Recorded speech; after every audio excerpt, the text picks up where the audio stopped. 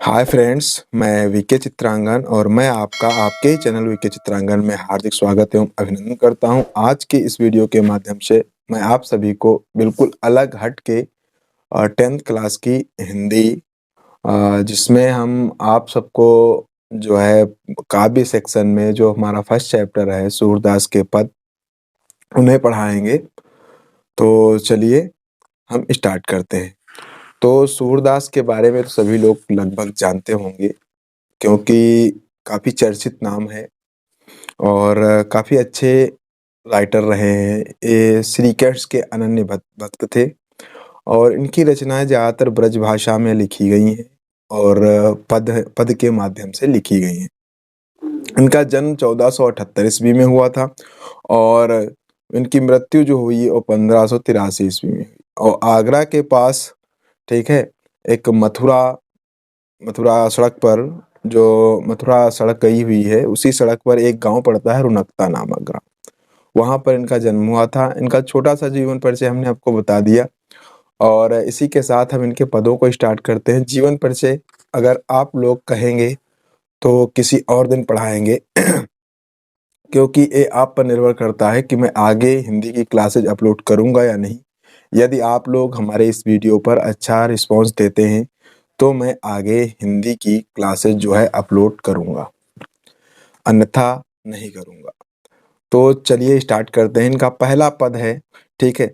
चरण कमल बंदो हरि राई, चरण कमल बंदो हरि राई, जाकी कृपा पंगु गिरि लंघै, जाकी कृपा पंगु गिरि लंघै, अंधे को सब कुछ दर्शाई, अंधे को सब कुछ दर्शाई, बहिरो सुनय गूंग पुनि बोले, बहिरो सुनय गूंग पुनि पुनि बोले, रंक चलय सिर छत्र धराई, चरण कमल बंदो हरि राई, चरण कमल बंदो हरि राई, सूरदास स्वामी करुणामय, सूरदास स्वामी करुणामय, बार बार बंदौ तिहि पाई, बार बार बंदौ तिहि पाई, चरण कमल बंदौ हरि राई।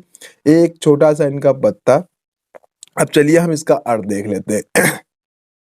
चरण कमल अर्थात कमल रूपी चरण। चरण कमल का मतलब होता है कमल रूपी चरण, ठीक है। बंदो माने होता है वंदना करता हूं, सूरदास जी कहते हैं। और हरि माने तो आप लोग जानते हो अर्थात श्री कृष्ण, ठीक है, भगवान विष्णु के अवतार थे। तो यहाँ पर सूरदास जी कहते हैं कि मैं भगवान श्री कृष्ण के चरण रूपी कमलों की वंदना करना चाहता हूँ, यह करता हूँ, ठीक है। मैं श्री कृष्ण भगवान के कमल रूपी चरणों की वंदना करता हूँ। फिर कहते हैं जाकी कृपा पंगु गिरि लंघै, मतलब जिसकी कृपा से, जाकी माने जिसकी, कृपा माने कृपा से, और पंगु माने जो था लंगड़ा, पंगु माने लंगड़ा, गिरि माने पर्वतों को, गिरि माने पर्वतों को, लंघै माने लांघ जाता है, जिसकी कृपा से लंगड़े व्यक्ति भी जो है पर्वतों को लांघ जाते हैं।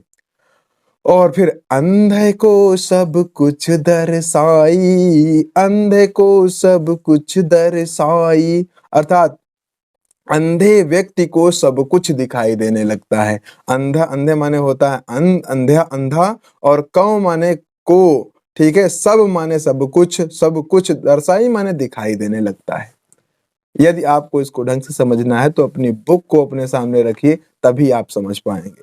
फिर आगे, बहिरो सुनाए गूंग पुनि बोले, बहिरो माने बहरा, ठीक है, सुनाए मतलब बहरे जो व्यक्ति जो है वो भी सुनने लगते हैं। किसकी कृपा से? श्री कृष्ण की कृपा से, ईश्वर की कृपा से, ठीक है। जो बहरे व्यक्ति होते हैं वो भी सुनने लगते हैं।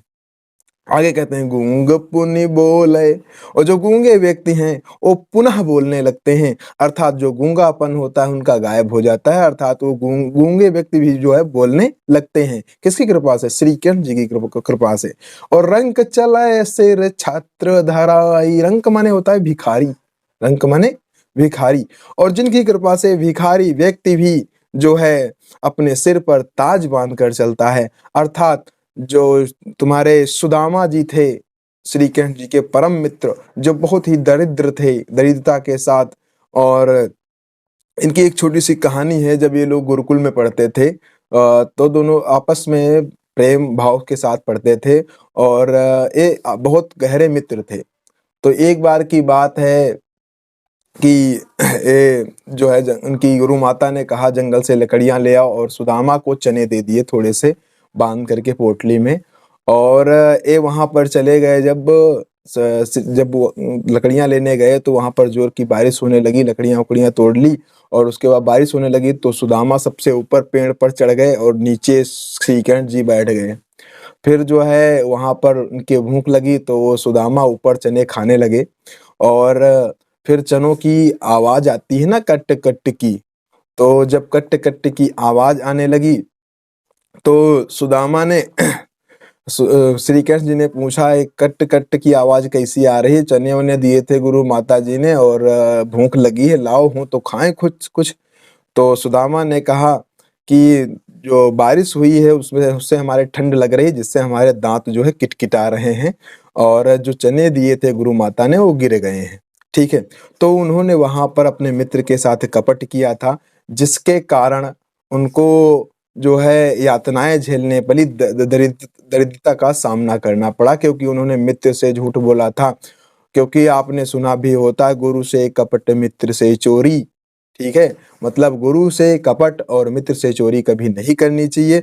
इसी कारण यहाँ पर बताया गया, रंक चलाए सिर छत्र धराई। और उसी सुदामा को अंत में जब श्री कृष्ण के यहाँ हो गए हैं तो उन्होंने 3 लोकों को भी दान कर दिया था यार, 3 लोक उनको दे दिए थे, अर्थात उनको इतना धनी कर दिया था कि कुछ कहने। आपने सुना भी होगा, अरे द्वारपालों कन्हैया से कह दो, ठीक है, कि दर पे सुदामा गरीब आ गया है।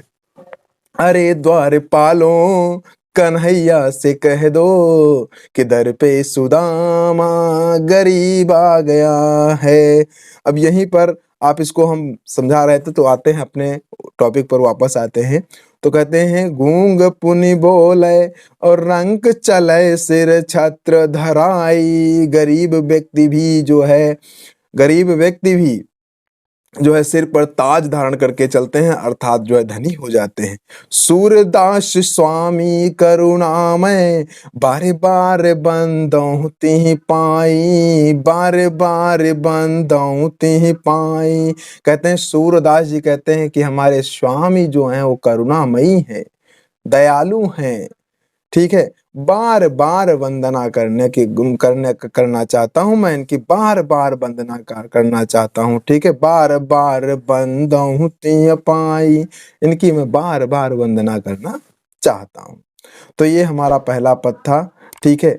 और एक ही पद हो पाया है, टाइम काफी हो गया है, 8 मिनट हो गए हैं, इसलिए मैं जो है आज की वीडियो को यहीं पर समाप्त करता हूं।